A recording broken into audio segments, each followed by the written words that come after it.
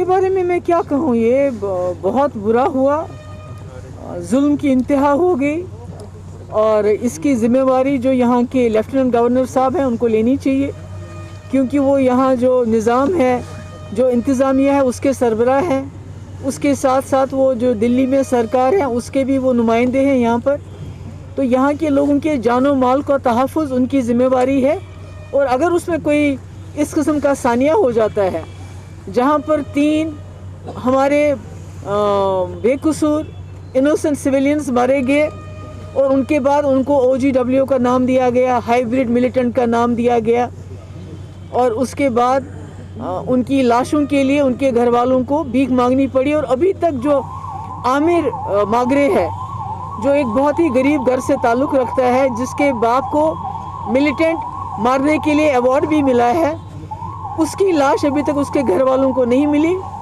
तो मेरा ये कहना है कि इस किस्म के जुल्म सितम से जम्मू कश्मीर में हालात सुधरेंगे नहीं बल्कि और बिगड़ जाएंगे, और जो दूरियां हैं मुल्क और जम्मू कश्मीर के बीच में वो बढ़ जाएंगी। और ये तशद्दुद अगर इसी तरह से चालू रहा तो मुझे लगता है कि आने वाला जो वक्त होगा वो बहुत ही जो है ख़तरनाक होगा। हमारी सबसे बड़ी बदकिस्मती ये है कि हमारे पास उत्तर प्रदेश की तरह या पंजाब की तरह या दूसरे स्टेटों की तरह हमारे पास सैकड़ों में हमारी पार्लियामेंट सीटें नहीं हैं। हमारी मुश्किल से यहाँ की 3 और जम्मू की 2 5 सीटें हैं, लद्दाख की 1 मिला के। तो मेरा कहना ये है कि दुनिया में कोई चीज़ नामुमकिन नहीं है। अगर बीजेपी को 70 साल लगे जम्मू कश्मीर में 370 हटाने में, तो हम भी 70 महीने हो सकता है, 70 दिन भी, 70 महीने भी हो सकते हैं, पर हम स्ट्रगल करेंगे। और जो हमारा तशख़्ख़ुस है, जो हमारा मुल्क का वादा है जम्मू कश्मीर के लोगों के साथ, जिसको इस मुल्क की कॉन्स्टिट्यूशन ने हमें दिया है, उसको दोबारा से बहाल करने के लिए हम तब तक जद्दोजहद करेंगे जब तक 370-35 एक बहाल होने के साथ साथ मसले कश्मीर भी हल नहीं किया जाता। उसके बगैर कोई चारा ही नहीं है। देखिए, जब अभी करतारपुर कॉरिडोर फिर से खोल दिया तो क्या पाकिस्तान के साथ ने बात नहीं की? अभी पिछले कई महीनों से सीज़ फायर चल रहा, तो क्या पाकिस्तान के साथ बात नहीं हुई?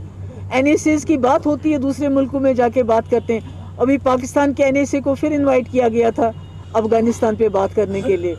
तो जब हम कहते हैं तो चिढ़ जाते हैं, मगर बातचीत तो चल रही है। और बातचीत तो वाजपेयी ने भी की थी, जो BJP का सबसे बड़े जो लीडर थे। तो बातचीत के बगैर तो कोई बात चलेगी नहीं। मगर मेरा मुद्दा ये है कि जो हैदरपुरा में एनकाउंटर हुआ, लोग इतने बेदिल हो गए हैं कि अब वो ना तो इंसाफ मांगते हैं ना तो वो सज़ा मांगते हैं, जिन्होंने ये एक हिसाब से कत्ल कर दिए। वो कहते हैं हमें डेड बॉडीज़ दे दो, और उसमें से 2 डेड बॉडीज़ तो मिल गई, और एक आमिर मागरे की डेड बॉडी भी लेफ्टिनेंट गवर्नर को इनको कह के वापस दिलानी चाहिए, क्योंकि हमारे लिए लेफ्टिनेंट गवर्नर जवाबदेह हैं। वो यहाँ नुमाइंदे हैं दिल्ली सरकार के, और जो भी कुछ यहाँ गलत होता है उसकी जिम्मेदारी उनको लेनी पड़ेगी। इलेक्शन जम्मू कश्मीर के मसले का कभी हल नहीं रहा है।